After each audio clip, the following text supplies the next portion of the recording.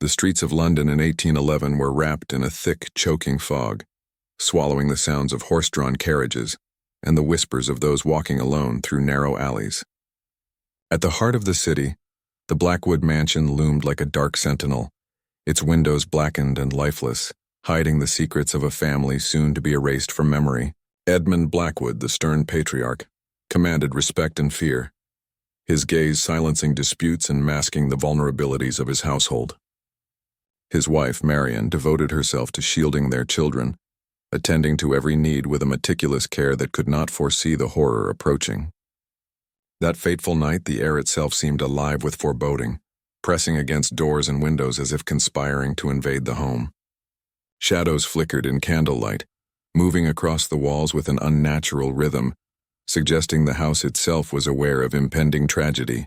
The children, unaware of danger, played quietly, their laughter fragile, nearly consumed by the oppressive darkness.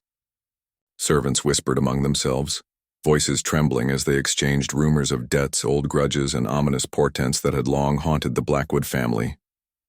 Every object in the mansion, from chandeliers suspended above polished floors to ornate mirrors reflecting distorted images, foreshadowed the coming bloodshed.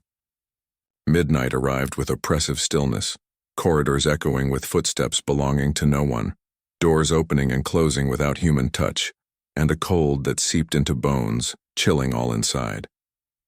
Beyond the mansion walls, Londoners hurried past, oblivious to the nightmare unfolding within. Inside, a tangible weight pressed on the children's hearts, instinctive fear signaling something unnatural was near. Their toys, once symbols of innocence, lay scattered and broken, tainted by the unseen menace lurking in the halls. Shadows stretched unnaturally along walls and corners, contorting into shapes that seemed to watch and wait. Servants muttered prayers under their breath, clutching talismans and charms, desperate for protection against the invisible terror encroaching. Outside, city sounds dimmed until only the whisper of wind and distant cries remained. Candle flames flickered violently, throwing grotesque moving shadows on the walls. Edmund sensed the wrongness in the air but remained paralyzed, unable to act against approaching evil. Marian clutched her children tightly, walls around them seeming to pulse with memories of past arguments, secrets, and mistakes, as if the house itself remembered the family's sins. The first cries of alarm shattered the night, followed by screams that reverberated from room to room, mixed with the sounds of shattered glass and overturned furniture. Servants attempted to intervene but were thrown back by forces unseen, powerless against a presence defying comprehension. Blood, once distant and abstract, became immediate, painting carpets and walls in deep, unforgiving hues. Children's terror reflected in parents' eyes, yet no aid arrived. Outside, fog thickened, muffling any witness who might have dared to approach. London held its breath, the Blackwoods trapped in a nightmare that would not be forgotten. The massacre unfolded swiftly, leaving the family in ruin, their screams etched into wooden beams and floors. Objects in the house bore silent witness, shadows complicit in horror. By dawn, streets were silent. Fog lifted to reveal a house standing like a tomb, haunted by cries and lingering presence of death. Neighbors avoided the street, wary of the curse that had fallen upon it. Even the bravest policemen hesitated, recounting whispers in hallways, objects moving on their own, and the cries of children echoing long after the house emptied. London learned to skirt the street at night. Tales of the massacre whispered cautiously, spreading terror across generations. The mansion remained, dark against the morning sky, empty yet laden with the weight of memory. Windows seemed to watch, corridors remembered, shadows reminded all who approached that the Blackwoods' fate was sealed. Fear lingered, tangible and pervasive, wrapping itself around anyone who dared glance at the house. No one could erase the horror, no one could undo the bloodshed, and in the hearts of those who survived, terror remained. An eternal reminder of a night when London's darkness claimed a family whole, a nightmare etched into stone, wood, and memory, never to fade, never to be forgotten. The morning after, London awoke to whispers and unease, streets still thick with fog, carrying faint smoke from extinguished fires. Neighbors recounted what little they had seen or heard, voices trembling as they described shadows moving unnaturally across windows. The Blackwood mansion, untouched from the outside, concealed a house of horror within. Blood-stained carpets and floors mingling with shattered furniture and broken mirrors, each room bearing silent witness to the violence. The children huddled together, small and terrified, their cries fading into corners where darkness seemed to thicken. Servants, loyal yet powerless, fled in panic, leaving behind personal belongings, abandoned duties, and a sense of helplessness. Walls scarred by brutality seemed to remember each act, each scream, echoing the anguish of the family. London attempted normality, but the street remained shunned, whispers of curses and vengeance spreading through alleys and taverns. Rumors of debts, family disputes, and supernatural forces grew, each retelling amplifying fear. Brave citizens avoided the street, sensing an invisible presence that chilled the air. In the patriarch's study, letters torn and scattered hinted at threats, secrets, and motives hidden from the public eye. Marian's bedroom lay in chaos, her sewing basket overturned, fabric soaked with blood, toys abandoned, some stained, others silent witnesses to horror. Chandeliers swayed without wind, casting twisted shadows across walls. Footsteps echoed in empty hallways, though no one walked them. Faint laughter, distorted and wrong, drifted through corners of the house, unsettling anyone who dared look. Shadows shifted, the air thick with cries that seemed both real and remembered, lingering in memory long after the night ended. The mansion felt alive, breathing with vengeance, haunted by anguish and sorrow. London's streets, though bustling, seemed to steer clear of the cursed home, citizens aware of its dark presence. Authorities investigated hesitantly, unnerved by phenomena that defied explanation.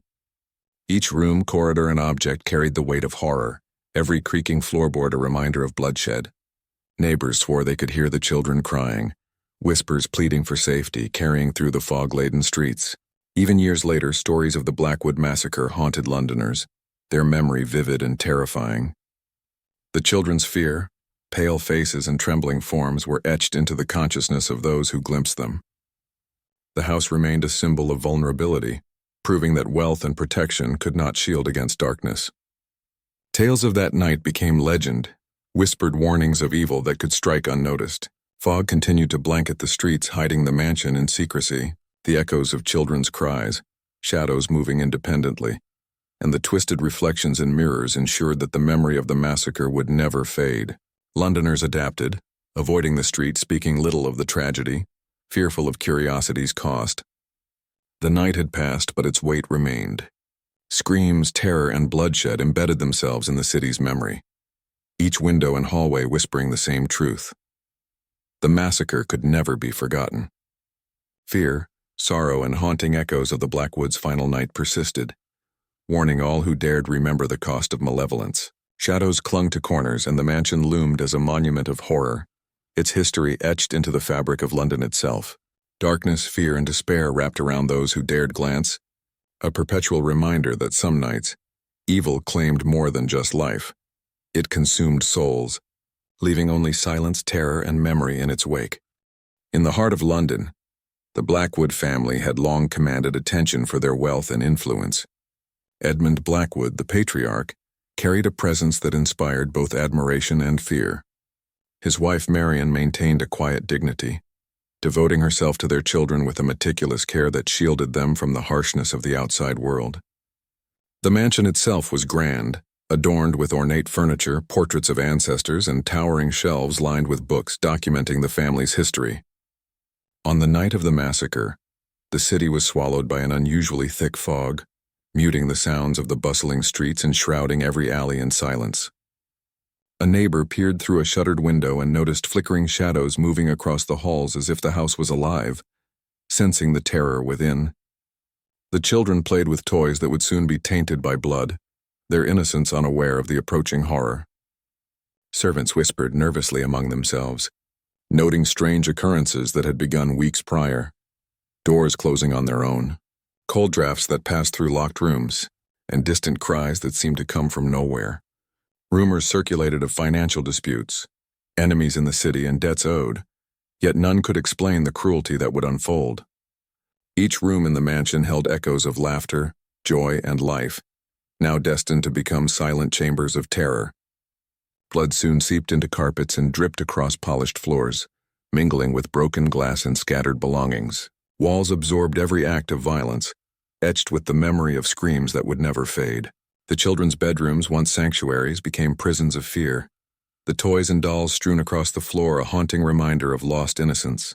The patriarch's study revealed torn documents and letters hinting at hidden threats, secrets that no outsider could fully understand. Servants' quarters were abandoned in panic, personal effects left behind as they fled powerless against an unseen force. Outside, London's streets felt colder, emptier, shadows stretching unnaturally along alleyways carrying whispers of dread. Dogs howled in the distance, reacting to a presence invisible yet terrifying. Neighbors reported hearing faint sobs, moans, and thuds echoing long after midnight, yet no one dared enter the mansion. The air was thick with smoke and the faint scent of iron, reminders of what had transpired within the walls. Footsteps echoed in empty hallways, lights flickered without cause, and doors opened and closed with no human intervention.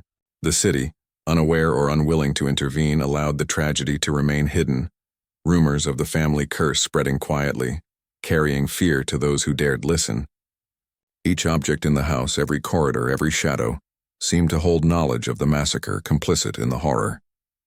Children's cries could be imagined, etched into the very beams, lingering for those sensitive to the lingering anguish. Candles burned low, their light casting grotesque shadows, turning familiar shapes into figures of menace. The massacre was not a robbery or a crime of passion.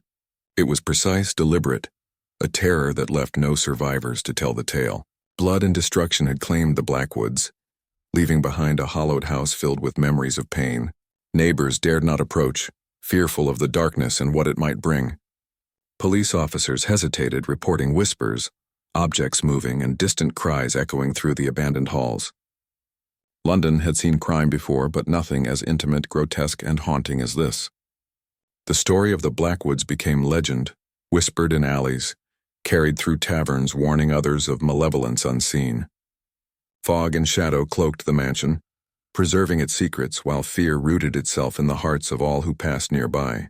Years later, the house stood silent yet alive, a monument to a family erased in a night of horror. Its windows watched, corridors remembered, and walls held the echo of cries that would never fade. The massacre left London changed, cautious, haunted, fearful of the darkness that could consume even the most protected homes. The day after the massacre, the Blackwood mansion remained a silent sentinel, standing tall yet hollow, its windows reflecting the gloom of a city that had barely begun to grasp the horror inside.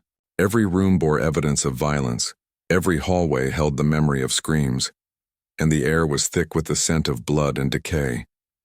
Servants who had survived fled into the fog-laden streets, leaving behind personal belongings, overturned furniture, and a house that seemed to breathe with memory and malevolence.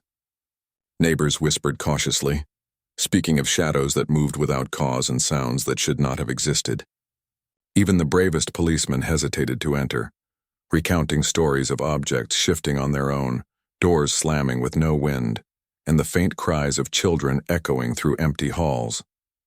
The children's rooms, once filled with laughter and play, were now silent tombs, toys scattered and stained, small beds drenched in terror and blood. The patriarch's study revealed torn papers, letters hinting at old grudges, debts, and enemies that may have played a part, though no one could confirm the full truth. Candles flickered erratically, casting grotesque shadows that stretched and contorted along the walls.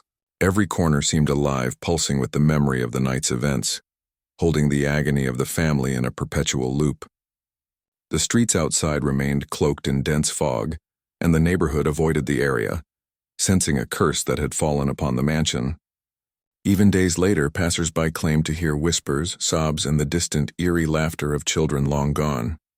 The house itself seemed aware, its halls expanding and contracting, trapping air in unnatural drafts, making the building feel alive with mourning and vengeance. Shadows shifted at angles that should not have existed. Walls appeared to breathe, and mirrors reflected distorted images that unsettled any who looked. The massacre was not random. It had been precise, calculated, leaving no living witness to describe the true horror. Objects in the house seemed to preserve the acts committed, carrying memories that the world outside could not perceive. The Blackwood family's fortune and social standing offered no protection from the malevolence that had entered their home. The community remained fearful, retelling the events in whispers, warning each other not to venture too close. Candles burned down to stubs. Furniture remained overturned, and the mansion, though empty, seemed to throb with the presence of the departed. The children's toys were left scattered like evidence, small footprints marked in dust and bloodstains that could never be scrubbed away. Even months later, the house was avoided by those in the city, a dark reminder of what had been lost. The Blackwoods, once influential and revered, were erased from the living world, their legacy twisted into a cautionary tale of terror and death. Police and city officials documented the scene but found no answers, only questions that deepened the mystery. Letters hinted at vendettas, debts, and enemies, but none could fully explain the cruelty that had consumed the family. Neighbors swore the house moved in subtle ways, walls shifting, floors creaking without cause, doors opening where none should. The mansion's aura grew darker with each retelling, stories of whispers, shadows, and cries amplifying over time. Children, once oblivious to danger, had become victims of a night that the world could not fully comprehend. Londoners spoke in hushed tones, fearful that mention of the house might invoke the curse lingering within. The Blackwood Massacre became legend, an unsettling memory that clung to the city like the fog rolling over its streets. No one could forget the cries, the shadows, or the blood-stained floors. The house continued to stand, seemingly waiting, breathing, a testament to a family destroyed and a terror that would never fade from memory. Weeks passed after the massacre, yet the Blackwood mansion remained a source of dread. Londoners whispered of shadows moving behind windows and strange lights flickering inside, though no one dared enter.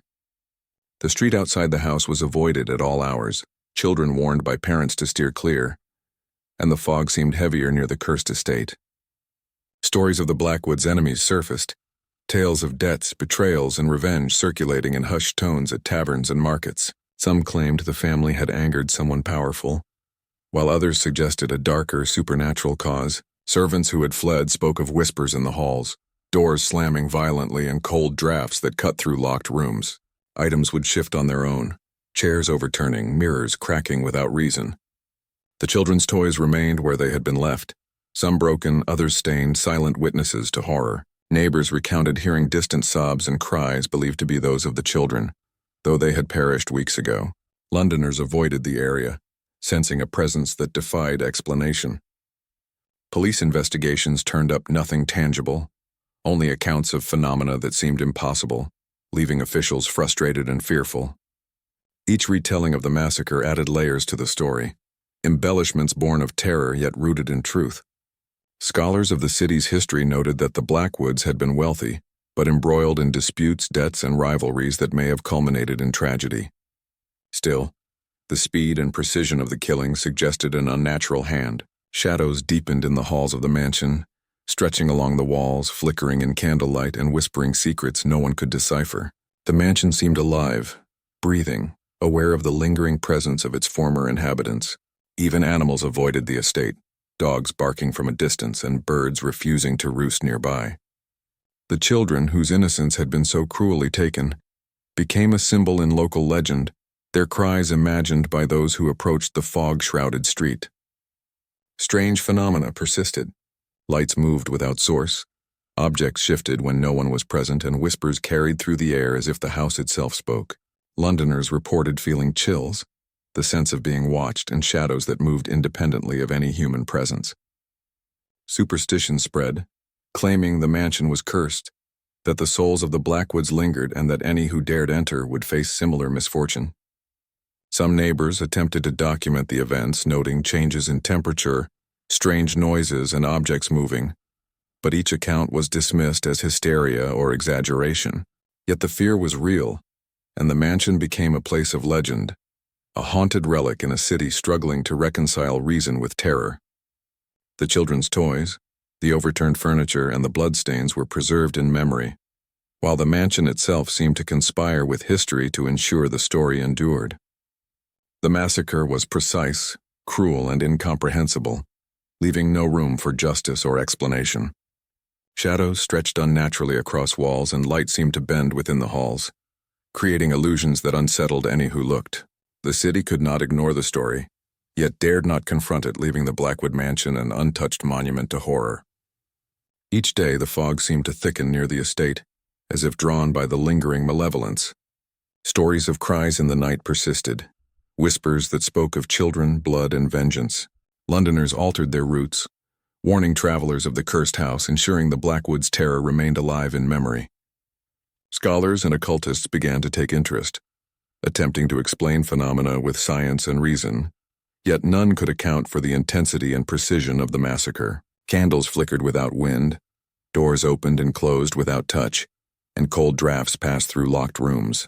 The mansion held secrets impossible to understand, preserving the echoes of terror for anyone daring to listen. Even years later, the street remained avoided, the mansion standing silent yet alive, a testament to horror and cruelty that defied comprehension.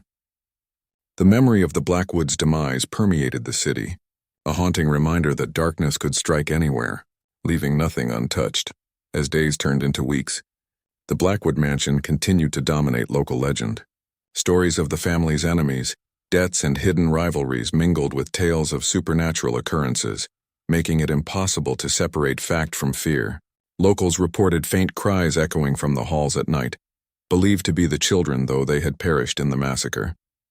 Candles inside the mansion flickered on their own, shadows stretched unnaturally along the walls, and mirrors reflected images that seemed to move independently. Servants who had fled described whispers in the dark, cold drafts cutting through locked doors and objects moving without explanation. Even policemen who investigated hesitated, recounting strange occurrences, doors slamming, and cold spots that defied logic. Londoners avoided the street entirely, fearful of the mansion's presence, believing the house itself to be alive. Fog thickened around the estate, adding a sense of suffocating dread to anyone venturing near. The children's belongings left scattered across rooms became symbols of lost innocence, some toys broken, others stained, each an unwilling witness to horror. Scholars and occultists examined reports, attempting to reconcile the events with reason. Yet every theory fell short, leaving only the lingering sense of malevolence. The mansion's air seemed heavy, almost alive, carrying whispers and cries that tormented anyone who entered. Shadows danced along walls, elongating into grotesque shapes as though mocking the living and remembering the dead. Even animals avoided the property, dogs barking from a distance and birds refusing to land nearby. Residents swore that the fog itself carried a weight, pressing against them as they passed, a reminder of the family's brutal end. Stories spread, warning children and travelers alike to stay away, ensuring the Blackwood's terror remained alive. Windows appeared to watch those who approached. Halls seemed to shift, and the house preserved the echoes of violence with every creak of the floorboards. Doors opened and closed without reason. Furniture shifted mysteriously, and faint laughter filled empty rooms. The massacre had been precise, deliberate, and horrifyingly swift, leaving no survivors to explain the events. Objects bore witness, shadows preserved memory, and the mansion stood as a monument to cruelty and fear. Each retelling added to the legend, layering rumor over truth and instilling a generational terror among Londoners. Even those far from the street felt unease at the mere mention of the Blackwood name. Attempts to clean or restore the mansion failed as bloodstains, broken objects, and displaced furniture seemed resistant to change.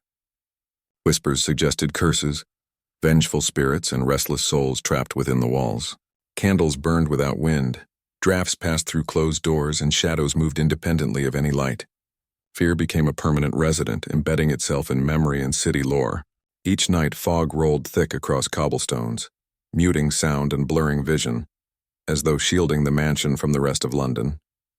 Children's cries, real or imagined, carried through the streets, haunting those who dared listen. Shadows deepened in corners. Mirrors reflected grotesque distortions, and the house itself seemed to pulse with the memory of what had transpired. London's authorities documented the phenomena but found no explanation, leaving the mansion untouched, a living archive of tragedy. Rumors of the family's enemies persisted, hinting at motives, debts, and revenge, but nothing explained the precision and malevolence of the killings. Over time, the mansion became a symbol of fear, its presence a warning that even the most secure homes could fall to darkness. Citizens altered routines, children avoided the street, and the legend grew with every whispered retelling. Scholars debated the events, occultists attempted rituals, but all failed to dispel the lingering dread. The mansion stood silent yet alive, a constant reminder of horror, suffering, and the fragility of life. Its halls preserved the echoes of terror, the cries of the children, and the weight of bloodshed, leaving an indelible mark on London's history. Even decades later, the Blackwood mansion remained a cursed place, its story embedded in the collective memory of a city that had witnessed the unimaginable. The night of the Blackwood Massacre had arrived with a stillness that felt unnatural. The mansion, cloaked in shadow, seemed to anticipate the terror to come.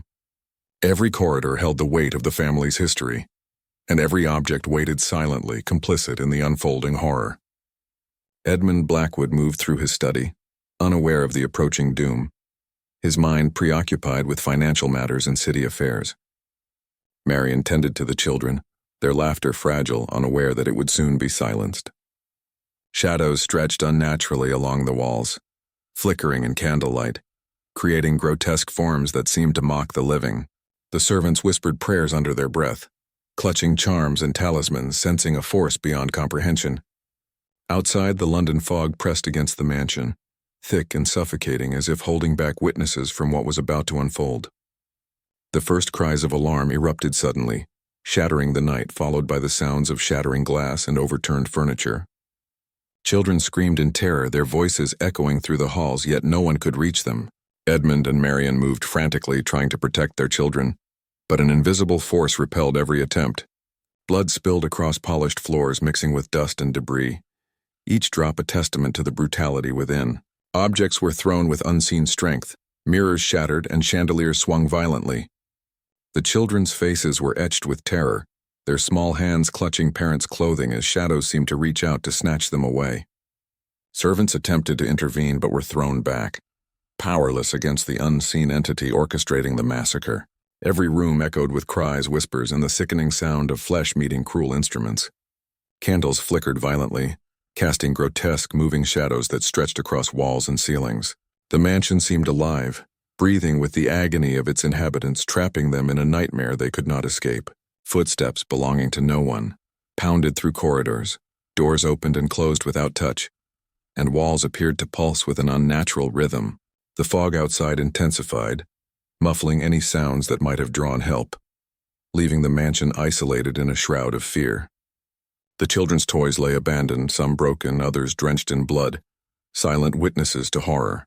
Marian's screams filled the halls, mingling with those of her children, while Edmund struggled to fend off forces that defied explanation. Blood-stained carpets, wooden floors, and walls, painting the mansion in a horrific tableau of death and terror. Shadows moved independently of any source of light, contorting into monstrous forms, adding to the children's terror. The house itself seemed to conspire with the unseen attacker, amplifying every sound, twisting every reflection, and creating an atmosphere of pure dread. Servants' prayers became frantic, echoing through empty halls, yet nothing could halt the massacre. The children, small and defenseless, were caught in the center, their cries piercing the night, their terror immortalized in the mansion's walls. Every scream, every movement, every shadow was recorded by the house, preserving the horror in a timeless loop. Londoners outside felt the unease, though they could not comprehend the full scope, only sensing the weight of malevolence pressing against the foggy streets. The massacre was precise, deliberate, and unrelenting, leaving no survivors to bear witness. Objects, shadows, and walls absorbed the acts committed, each becoming part of a living record of cruelty. Bloodshed saturated every corner, marking the final moments of innocence and life. The children's terror, their cries, and the parents' desperation became a permanent echo within the mansion, ensuring that their horror would never be forgotten. By the time dawn threatened the horizon, the mansion had become a tomb, every hallway, room, and corner bearing witness to a night of unimaginable violence. London would never see a crime so intimate, so calculated, and so saturated with terror. The Blackwood Massacre had claimed life, innocence, and sanity, leaving only echoes, shadows, and a house that breathed with memory. The horror, precise and complete, ensured that nothing would ever be the same for those who lived to remember the night, and the city itself would carry the weight of what had occurred for generations to come. The violence escalated with relentless precision, the mansion now a stage for unimaginable terror. Every room seemed to pulse with malevolence, walls echoing screams, shadows twisting unnaturally in candlelight. The children, trapped and terrified, clung to Marian, their tiny hands shaking as darkness reached for them. Edmund attempted to shield them, his own fear growing with each passing moment. Servants fled in panic, yet the mansion's corridors seemed endless, trapping them in a cycle of horror. Furniture flew without cause. Chandeliers swayed violently, and mirrors reflected distorted images of suffering. Blood seeped into the floors and carpets, mingling with dust, toys, and personal belongings, creating a grotesque tableau of life violently ended. The sounds of cries and sobs blended with the scraping of unseen forces, an orchestration of torment that seemed impossible to endure. Shadows moved independently, contorting into monstrous shapes that loomed over victims, amplifying their fear. Candles flickered, casting grotesque reflections, turning walls into nightmarish landscapes. Footsteps echoed through hallways empty of living presence.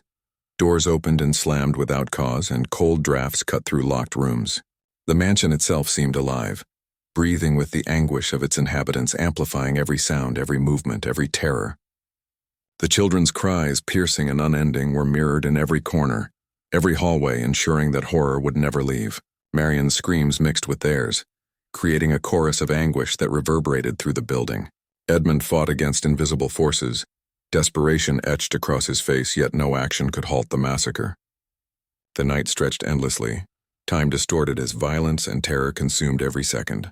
Blood-stained walls, floors, and ceilings forming patterns of horror that would never fade. Shadows seemed to crawl across the walls, twisting into forms that reflected the victim's terror.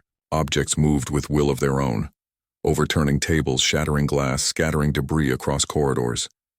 The mansion became a living testament to cruelty, recording every act of violence, every scream, every terror-stricken gaze. London outside remained oblivious, unaware of the precise and calculated horror occurring behind thick walls and heavy doors. Fog pressed against the mansion, insulating the carnage within, muffling any cries that might have alerted the world. The children, their innocence destroyed, were forced to witness the unimaginable, their terror a permanent echo. Servants, powerless and fleeing, could do nothing to protect them or themselves. Each shadow, each flickering light, each sound seemed orchestrated to heighten fear, a malevolent design beyond comprehension. Candles burned low, wax pooling on floors, their light casting grotesque and moving shadows. Walls seemed to bend, ceilings pulse, floors vibrate under the weight of unseen forces. The massacre was complete, precise, and absolute, leaving no room for survival. Blood, fear, and terror saturated every corner, immortalizing the night in every object, wall, and shadow. The children's cries, mingled with parents' anguish, became part of the mansion's memory, ensuring that every visitor, every passerby, and every whisper in London would carry fragments of the horror. Dawn would eventually arrive, but the terror within the Blackwood mansion would never end. The house stood silent yet alive, a monument to violence, cruelty, and fear. Shadows, bloodstains, overturned furniture, and broken toys bore witness to the precise, unrelenting massacre. London would remember, fear, and whisper the story, ensuring that the massacre of the Blackwood family remained eternal in memory. In the cold light of dawn, the Blackwood mansion stood as a silent tomb, its halls echoing the horrors of the previous night. The city of London awoke to whispers, rumors, and the uneasy feeling that something unimaginable had occurred. Neighbors recounted seeing shadows shift unnaturally in windows, and some claimed to hear faint cries of children, though none survived. Inside the mansion, blood-stained floors, walls, and furniture, creating a permanent record of the massacre. The children's toys remained scattered, broken, and soaked, reminders of innocence destroyed. Servants, having fled in terror, told fragmented stories of prayers whispered too late, doors opening without cause, and unseen forces that repelled every attempt at intervention. The patriarch's study revealed torn letters and papers hinting at debts, enemies, and motives, though no explanation could fully account for the precision and cruelty of the killings. London's authorities hesitated to enter the mansion, reporting cold drafts, flickering candles, and distorted shadows that defied reason. Stories spread quickly, warning others to avoid the street, the mansion, and the lingering presence of what had transpired. Fog enveloped the area, seemingly thicker than usual, adding to the ominous aura surrounding the estate. Scholars and occultists studied the events, attempting to reconcile terror with reason, but all concluded that something beyond human comprehension had occurred. The mansion itself seemed alive, walls breathing with memory, shadows stretching unnaturally, and objects moving as though preserving the horror. Windows reflected grotesque images, floors groaned under invisible pressure, and doors slammed without cause. The children's cries, imagined or residual, haunted anyone daring to approach. Londoners altered their routines, avoiding the street entirely, passing warnings through whispered tales. Candles burned low inside the mansion, Shadows moving in grotesque shapes and furniture remained overturned as if frozen in the moment of terror. The Blackwood's enemies, rivals, and creditors all became part of the narrative, speculation growing over motives, but none could explain the supernatural precision of the massacre. Objects in the house bore witness to every act, every scream, every drop of blood. Shadows danced independently of light, reflecting anguish in distorted forms. The air was thick with unease, suffocating and heavy, pressing against walls and floors. Each hallway held the memory of violence, every room a silent witness to the cruelty that had unfolded. Londoners whispered of curses, restless spirits, and lingering malevolence within the estate. Fear settled permanently, embedded into the streets and collective consciousness of the city. Animals avoided the mansion, dogs barking from a distance, birds refusing to land nearby. The children's rooms, once sanctuaries, remained twisted with terror, beds stained, toys scattered, walls etched with invisible memories. Servants who remained spoke of doors opening, objects shifting, and shadows moving independently. London struggled to reconcile the massacre with reason, unable to comprehend the precision, brutality, and inhumanity of the acts committed. Each retelling added layers to the story, fear amplifying truth, legend, and superstition. The mansion's presence dominated the neighborhood, a monument to cruelty and horror impossible to ignore. Even those distant from the street felt a shiver, a weight, a reminder of what had occurred. Scholars and storytellers ensured that the children's cries, the shadows, and the bloodshed would be remembered. The fog carried whispers of terror. The mansion preserved memory, and the city internalized fear. Each doorway, corridor, and object served as a witness, holding the acts within their very structure. London's authorities left the estate untouched, unable to reconcile logic with horror. Over time, the Blackwood Massacre became legend, stories whispered, fears shared, and the mansion avoided by all. Shadows clung to corners, floors groaned under memories, and the house breathed with anguish. The children's screams, the parents' cries, and the servants' panic were immortalized, ensuring the massacre's horror would never fade. Days turned into weeks. Yet the Blackwood mansion remained a dark symbol of terror, untouched and feared by all who passed nearby. Londoners spoke in hushed tones, recalling shadows that moved independently, whispers that carried through empty streets, and faint cries that seemed to come from the children who no longer lived. Candles inside the mansion burned low, flickering as if alive, casting grotesque shadows across walls scarred by blood and anguish. The furniture remained overturned, broken objects scattered, and mirrors reflected distorted images, preserving memories of horror. Servants who had survived struggled to reconcile their memories, recounting unseen forces, doors slamming without cause, and cold drafts that cut through even the warmest rooms. Authorities, baffled and unnerved, documented the scene but found no rational explanation for the precision, cruelty, and supernatural phenomena. Scholars attempted to analyze motives, deaths, and family disputes, yet none could fully account for the massacre's scope and terror. Rumors of curses, vengeful spirits, and restless souls circulated, spreading fear beyond the neighborhood. Londoners avoided the street entirely, children warned by parents never to approach, and travelers rerouted to escape the mansion's ominous presence. The air itself seemed heavier near the estate, carrying an unshakable sense of dread pressing against walls, floors, and anyone daring to venture near. Shadows lingered, moving independently, elongating in grotesque patterns and reflecting the anguish of the family in every corner. The children's rooms remained untouched by time, beds stained, toys scattered, and walls etched with invisible memories of fear and suffering. The mansion, though silent, breathed with the echoes of terror, amplifying every sound, every movement, and every memory. Animals avoided the estate, dogs barking from a distance, birds refusing to land nearby, instinctively sensing the lingering malevolence. Each hallway preserved horror. Every room remembered screams, and the building itself seemed to conspire to keep the story alive.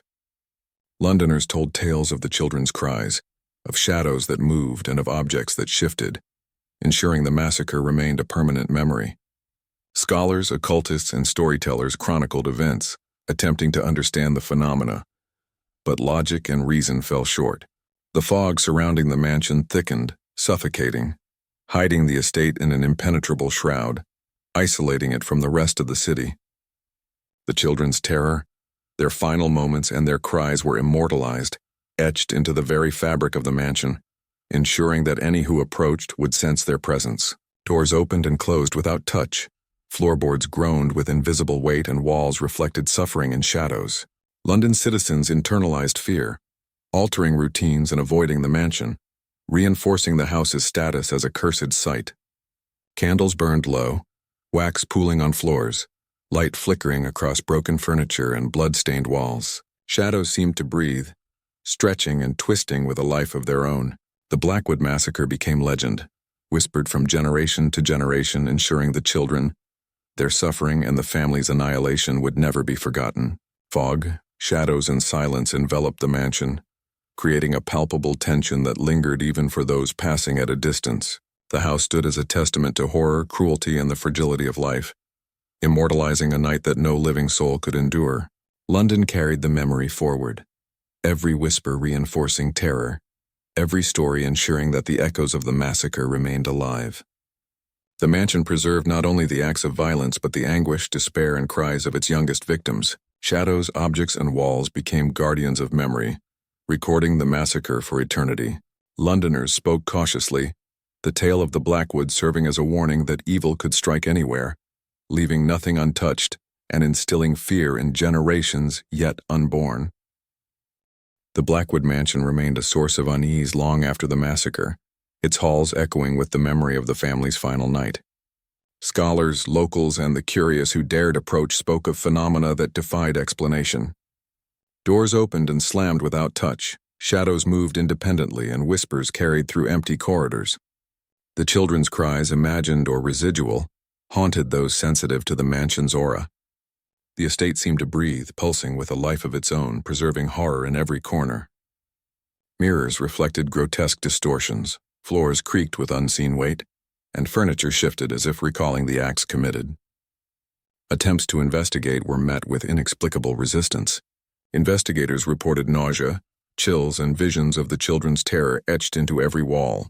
Letters, torn papers, and financial records offered little insight, hinting at rivalries, debts, and enemies, yet failing to account for the supernatural precision of the massacre. Neighbors recounted shadows stretching along walls, lights flickering inexplicably, and faint sobs echoing from empty rooms. London's authorities recorded events meticulously, yet no scientific explanation could account for the unnatural phenomena. Scholars debated, occultists speculated, and storytellers ensured the tale spread, intertwining fact, rumor, and fear. The mansion's aura persisted, heavy and suffocating, pressing against anyone approaching.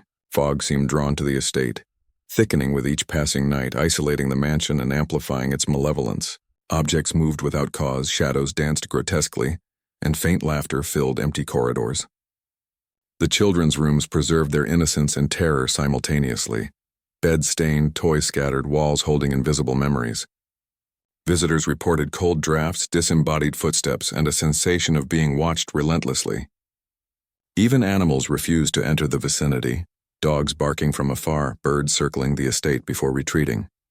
The Blackwoods' demise had left a void, filled with unanswered questions, spectral presence, and inexplicable occurrences. The mansion seemed to archive every event, ensuring the massacre would be remembered and feared. Fog-laden nights carried whispers, shadows shifted independently, and lights flickered without explanation. The children's terror was preserved in every object, every room, every wall, creating an atmosphere dense with dread. Londoners shared warnings, stories, and superstition, passing the legacy of fear through generations. Attempts at restoration failed as bloodstains, broken furniture, and displaced objects seemed impervious to time. Candles burned irregularly, floors groaned under invisible weight, and shadows moved contrary to any natural light source. The children's cries echoed in the halls, their presence felt by all who dared enter, creating a haunting memory that could not be erased. Scholars examined historical records, trying to understand motives, enemies, and deaths, but nothing could account for the meticulous cruelty and the persistent supernatural elements. The mansion's aura influenced the city, spreading unease, fear, and caution among all who lived nearby. Stories of the Blackwoods' ghosts, of whispers, shadows, and cries persisted, reinforcing the estate's reputation as cursed and haunted. Every corridor seemed alive, every object an archivist of horror, every shadow a witness to suffering. The children's rooms, preserved as they were at the time of the massacre, became symbols of innocence lost and fear eternal. Fog, shadows, and silence became the language of the mansion, conveying memory and warning simultaneously. London carried the story forward, ensuring that the massacre, the children's suffering, and the terror of the Blackwood Mansion remained immortal. As time passed, the Blackwood Mansion's legend only deepened. Shrouded in fog, shadow, and unanswered questions, Londoners spoke cautiously, recounting tales of doors moving without cause, objects shifting, and faint cries echoing through empty halls. The children's presence lingered, their terror and innocence preserved in the very walls, toys, and furniture of the estate. Scholars attempted to analyze the events, exploring motives, deaths, and enemies, yet none could explain the precision of the massacre or the supernatural occurrences that followed. Candles flickered violently in empty rooms, casting grotesque, twisting shadows across floors and ceilings. The mansion seemed to breathe, pulsing with malevolence, preserving memory and amplifying fear. Investigators reported nausea, chills, and visions of the children's terror etched into the mansion's corridors, unable to reconcile science with experience. Letters, torn documents, and financial records hinted at disputes and vendettas, yet failed to explain the unrelenting cruelty and seemingly sentient forces at work. Fog rolled thickly around the estate each night, muffling sounds and isolating the mansion from the rest of the city. Objects moved inexplicably, shadows contorted grotesquely, and faint laughter filled the air, leaving witnesses shaken.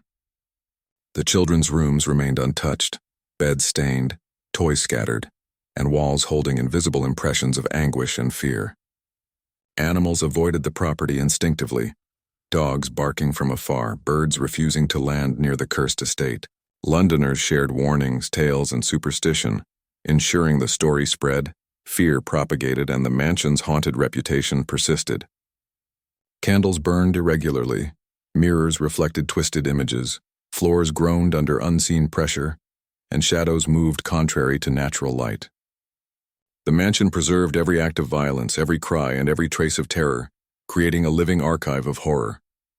Residents nearby recounted whispers, faint sobs, and fleeting shadows, reinforcing the belief that the Blackwood's souls lingered.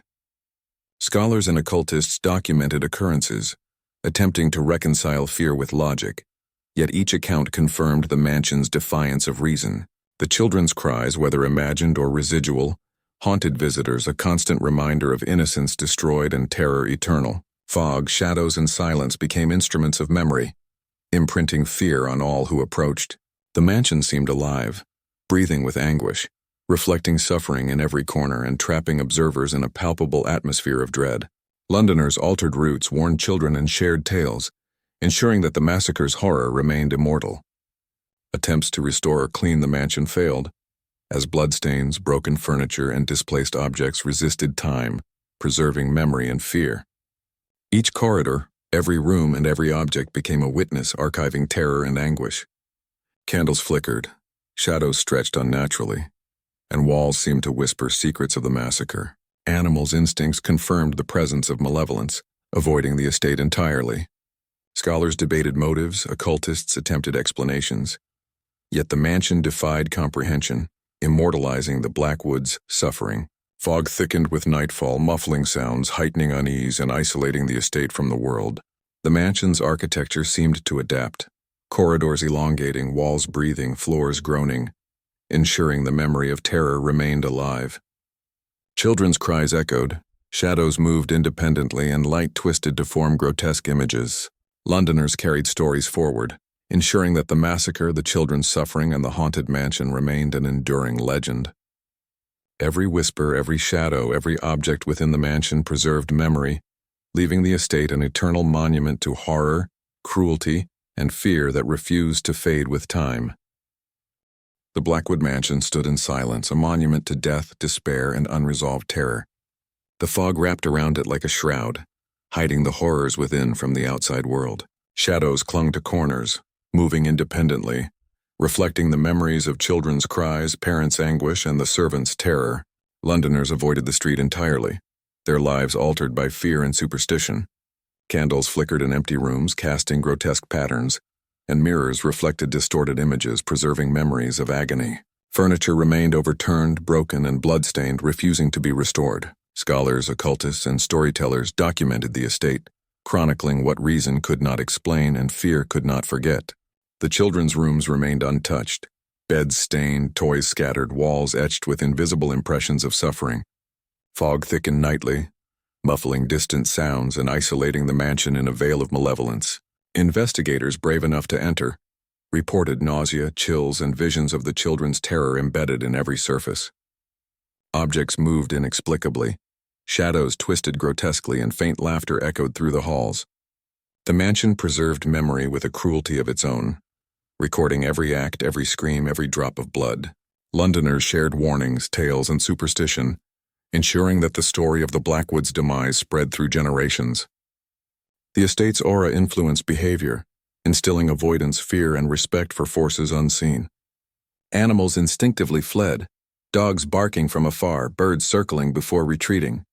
Attempts to rationalize the events failed. Letters, debts, and family rivalries offered motives but could not explain the supernatural precision and malevolence. Fog, shadows, and silence became the mansion's language, conveying memory, terror, and warning simultaneously. The children's cries remained immortalized, etched into the estate's very fabric. Visitors felt watched. Cold drafts brushed past, and walls seemed to breathe with memory. Londoners internalized fear, changing routines, avoiding the street, and passing tales to ensure that the Blackwood's massacre would never be forgotten. Each corridor, room, and object functioned as a repository of horror, preserving the night of the massacre in vivid, unending detail. Candles burned irregularly, light flickered, and shadows created grotesque moving shapes. The mansion seemed alive, breathing with anguish, reflecting suffering in every direction. Objects shifted, mirrors warped images, floors groaned, and walls pulsed with memory. The Blackwood's annihilation became legend, whispered from generation to generation, instilling fear in the hearts of all who heard. Fog, shadows, and silence cloaked the estate, amplifying dread and preserving terror. The children's suffering, parents' anguish, and servants' panic became immortalized echoes. Londoners spoke cautiously, ensured children never approached, and travelers rerouted, reinforcing the mansion's reputation as cursed. Scholars debated motives, occultists tried explanations, but the estate defied reason, immortalizing horror. Fog rolled thicker, shadows lengthened, and silence weighed heavy, preserving memory and fear. Each doorway, corridor, and object bore witness, archiving terror for eternity. Candles flickered, shadows stretched, walls whispered, and the mansion's aura pressed against reality itself. The children's cries, parents' screams, and servants' panic became permanent imprints on the estate. Londoners carried stories forward, passing fear, superstition, and legend to ensure the massacre's memory endured.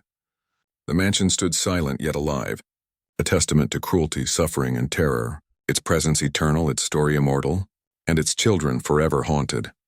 The Blackwood mansion remained, a silent sentinel of horror, untouched by time yet alive with memory. Shadows stretched unnaturally.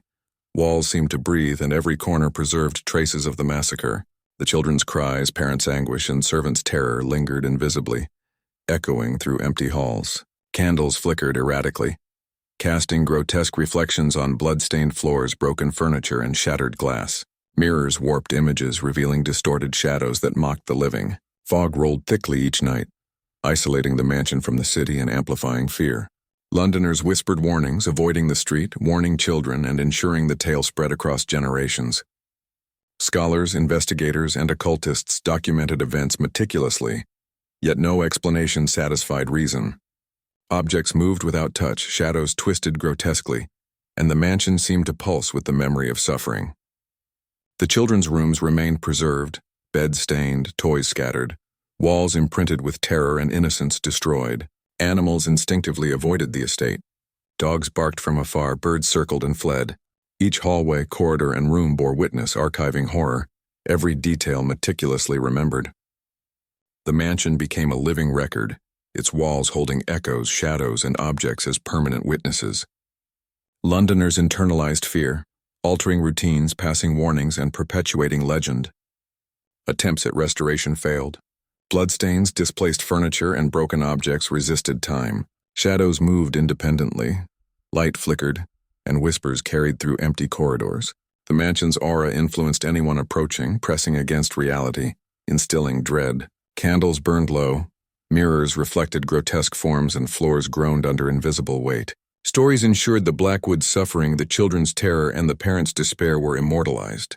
Fog thickened, shadows deepened, and silence became oppressive, preserving memory and horror. The estate, though silent, remained alive with anguish, cruelty, and suffering, immortalizing the massacre in every corner. Visitors reported chills, visions of children's terror, and an inescapable feeling of being watched. Every object, shadow, and corridor archived the massacre, creating a permanent testament to cruelty and fear. Londoners spoke in whispers, ensuring that the story endured, that children never approached, and that the mansion's legend spread. The Blackwoods tragedy became a warning, a tale of innocence destroyed, cruelty unleashed, and terror immortalized. Candles flickered, shadows stretched, walls seemed to breathe, and silence carried memory. The mansion preserved every act, every scream, and every echo of fear, making the estate a monument to horror. Fog and darkness enveloped the property, isolating it from the world, ensuring memory and dread remained intact. Shadows moved independently, furniture shifted, mirrors reflected grotesque distortions, and the children's cries echoed eternally. Londoners carried the story forward, embedding fear, superstition, and horror into collective memory. The Blackwood mansion, though silent, lived with memory, anguish, and malevolence. Its halls, corridors, rooms, and objects preserved the massacre with unrelenting accuracy. Shadows, fog, and silence became instruments of memory, preserving horror in perpetuity. Visitors sensed the children, their terror, and the presence of death that lingered. Every night the estate remembered, breathed, and amplified fear. The Blackwood story became legend, a permanent testament to cruelty, suffering, and terror that would never fade, ensuring that London, its people, and the world would never forget the massacre or the children whose cries still haunted the mansion.